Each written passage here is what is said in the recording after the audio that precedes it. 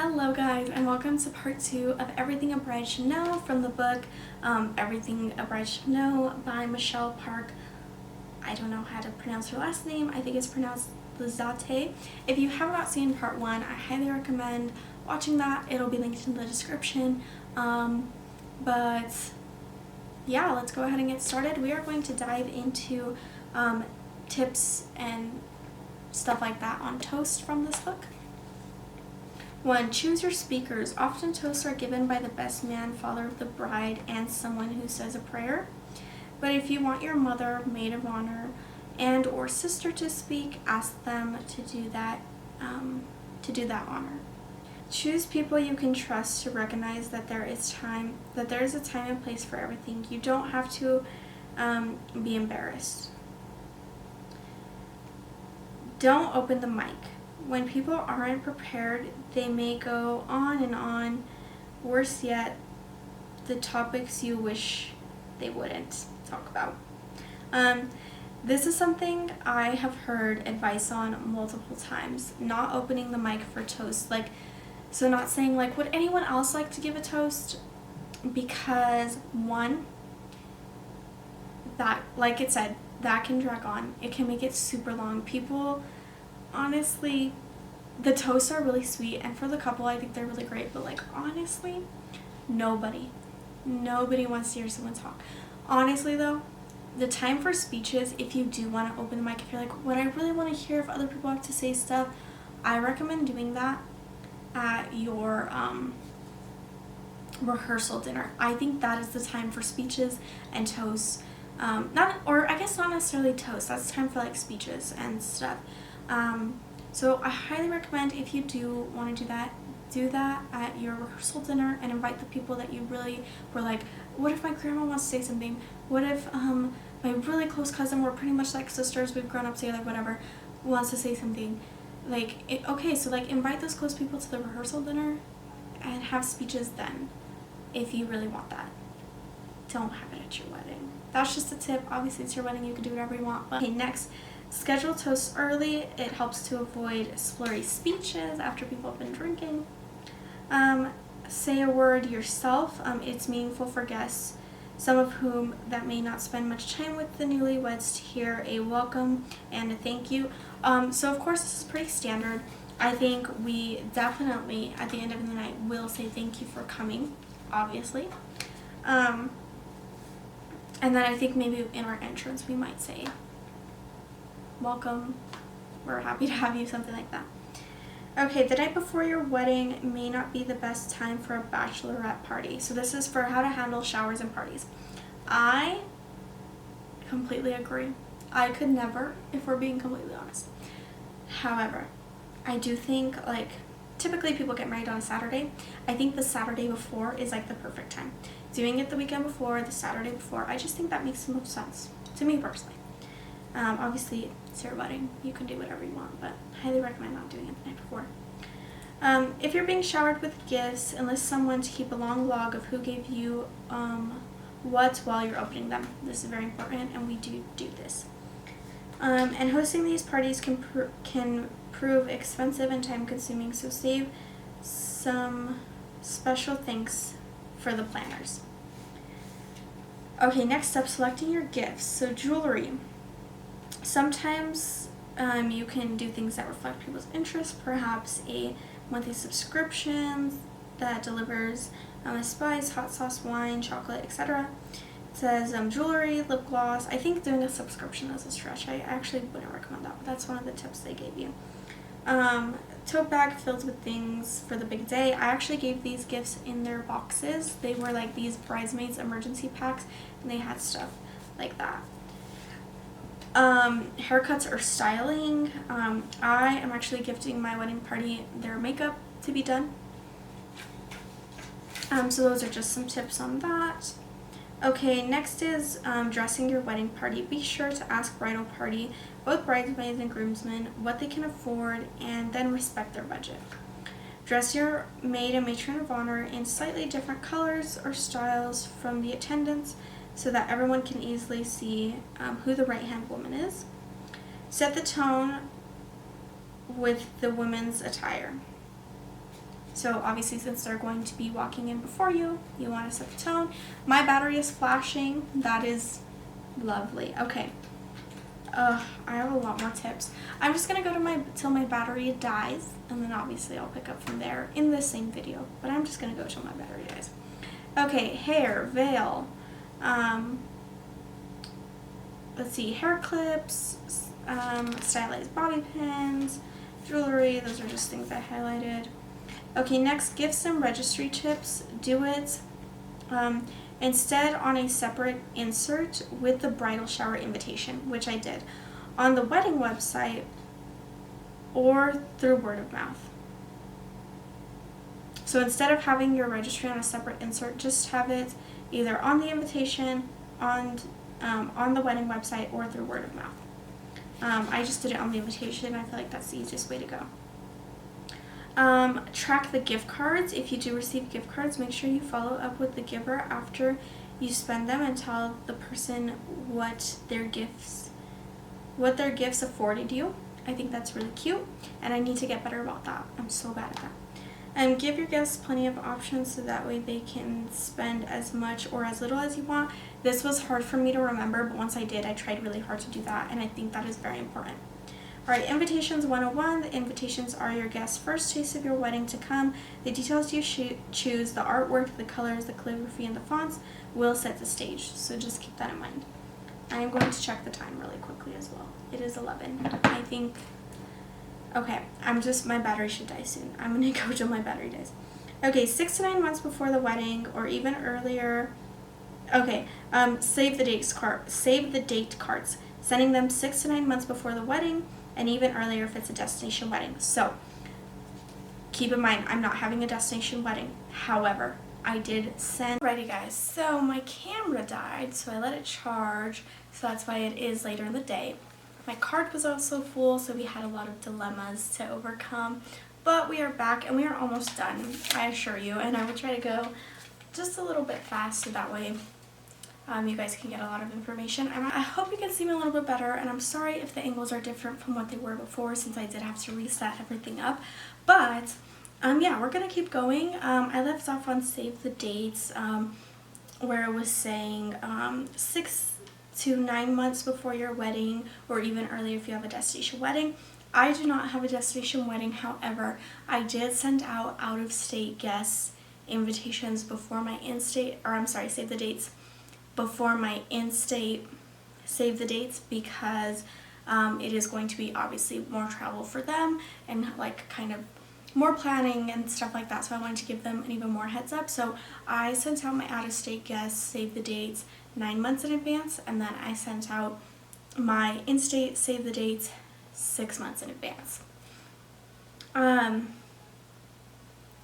So obviously your save the date should include your wedding date, including the day of the week, especially if you aren't getting married on a Saturday, where it should be, or where it will be, especially if you're asking people to travel. So obviously we just put obviously the date. By the way, the sun's coming out, so sorry, lighting is going to change. We put the date, and then we put that it's going to be in the state it's going to be in, and then a note that tells the guests a formal invitation will follow. So your save the dates is not an invitation. It should just include the dates. So basically our save the dates, they say save the date Caitlin and Charlie, they include our last names, are getting married on, and then they include the date, and then they say I believe they say where. Maybe they don't actually say where. I think I skipped it because I didn't have enough space, but I think they were originally supposed to say where. I might have skipped that, my bad, but oh well. That's why you put a formal invitation to follow, and that's when it has the details like the time, the actual venue, place. That's where it has obviously the dates. What else? It has more details like that. Your save the date is literally should just be to get the point across that one, you are getting married, which they should probably know so already, but you know, and two, you're getting married on this day. So basically, that's pretty much it. Just so people can literally save that day, as it is said. Okay, Next, be sure to see a sample of your invitation before ordering dozens. I made this mistake. They came out fine. They just ended up having a white border that I could have taken off, but that would have taken way too long. So, yeah. And send them 2 or 3 months before. Oh, these are for invitations specifically. I have not ordered the invitations, but it says make sure to sample them before ordering a bunch. I think that is actually very important because also something that came in for my bridal shower invitations came a lot smaller than expected, and I had to reorder them. Luckily, they gave me money to reorder them, like a refund basically. But yeah. Okay. On your invitations, like it says, information that should be included is full names, wedding date and time, address of ceremony and reception venues, maybe a map that locates the specific directions, a heads up if the wedding will be outside so your guests can dress accordingly, a list of areas and restaurants and activities for people to do if you have a longer wait time during your time, hotel information if you did blocks, and then other paper goods. Keep the fonts, colors, and designs all similar or the same if possible, and you should also probably include a timeline of events. Next, choosing your traditions. So one thing I'm going to be doing traditionally wise is performing a first dance, feeding each other cake, and tossing the bouquet. We are not doing a garter toss though. Next, how to select rings. Ask your officiant for help. They may be able to provide you with the text of traditional, non-traditional, and scalar or religious options, blah, blah, blah. This is when you're selecting your not your rings, I'm sorry. I messed it up. This is when you're selecting your readings, so sorry about that. Pick someone that speaks to you. If you both cry when you read it, put it on a shorter list, like pick shorter ones.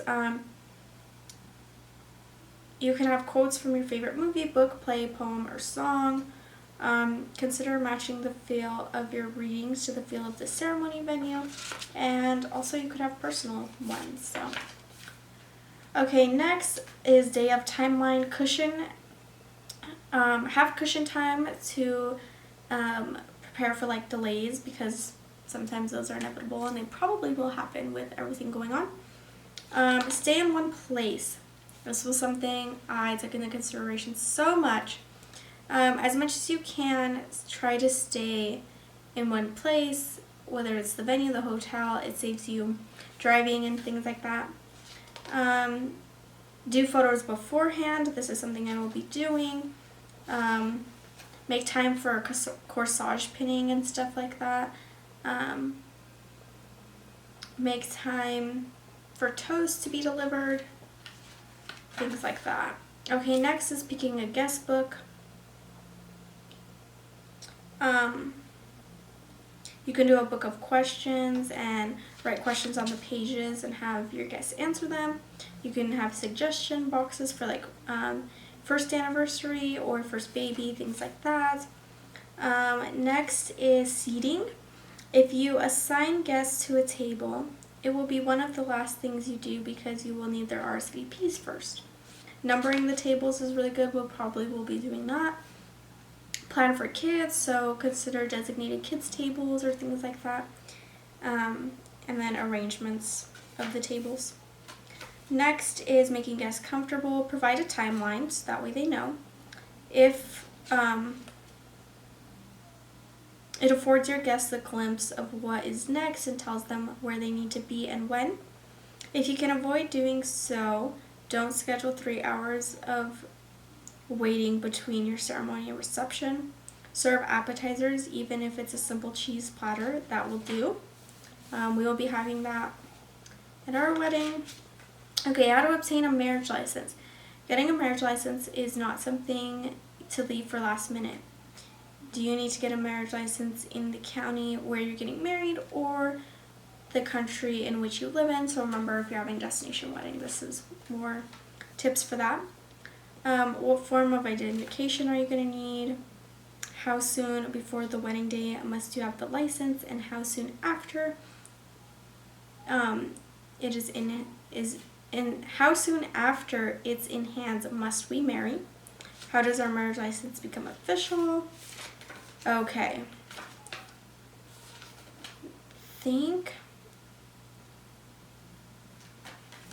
Okay, so rehearsal essentials. Have anyone who's doing the readings practice it. Rehearsal dinner, the dates of members of your bridal party are common add-ons to add to your rehearsal dinner. Rehearsal dinners are traditionally done when you Rehearsal dinners are traditionally when you give thank yous and thank you gifts to your parents or bridal party. 15 to 20%. Oh, okay, sorry, this is separate. Tipping your vendors. Rule of thumb is 15 to 20%. Okay, handling delicate situations. Oof. Okay. This one's good. This one I've been getting better at. Involve the mother of your spouse to be. If possible, she might be eager to help, but hesitant to ask, and will have lots of insight for your soon-to-be family too. Perfectly said. Couldn't have said it better myself. Yeah, I try to include my soon-to-be mother-in-law as much as possible. Communicate with your vendors. Consider formally seating all mother figures and providing boutonnieres and corsages for parents and step-parents to avoid hurt feelings. Already taken care of on my end. Okay, this is another one. Conspire with your bartender so that way people don't get too rowdy.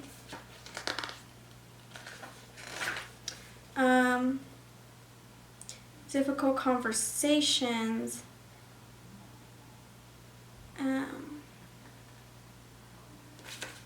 Let's see. If you find someone's getting, too overwhelmed being in the wedding, maybe ask them if they would want to be involved in a different way. Taking a honeymoon. Travel agent is what I have highlighted because truly I don't know what else. Budgeting well. Calculating how much you can afford and adding up how much you anticipate spending. Consider setting up a honeymoon registry online, including a link to it with your other registry information. So yeah, I included things I want for my honeymoon and stuff. I included just in a regular registry. So 1, a honeymoon fund is on there, like an electronic one. 2, I have some stuff I want for the honeymoon. So like I have like this little jar on there that says honeymoon, and you can fill it with sand. So I've registered for that, just things like that to help the honeymoon prices. Okay, how to change your name. Get certified marriage license and start with Social Security office, and then driver's license bureau. And then go to credit cards, banking accounts, insurance policies, car registration, property tiles, employee records. That's going to be a long process, I do anticipate. And that is all, you guys. That is all the stuff I highlighted from the book, Stuff Everybody Should Know. I recommend this book. At first, I'm going to be honest, I didn't love it. And I was kind of like, this is basic information. This is nothing unique. This is not it. But then the more I read it, the more I liked it. So yeah, I highly recommend giving it a shot. If you enjoyed anything you heard here, if you found it unique or helpful or anything like that, then I highly recommend getting this book. I will be reviewing more books for you guys because I read a lot of wedding related books. So subscribe if this is something you really enjoyed and are interested in seeing further, because like I just said, I will be reviewing other wedding related books and also wedding content. So yeah, I hope you guys enjoyed, and I will see you guys in my next video. Bye!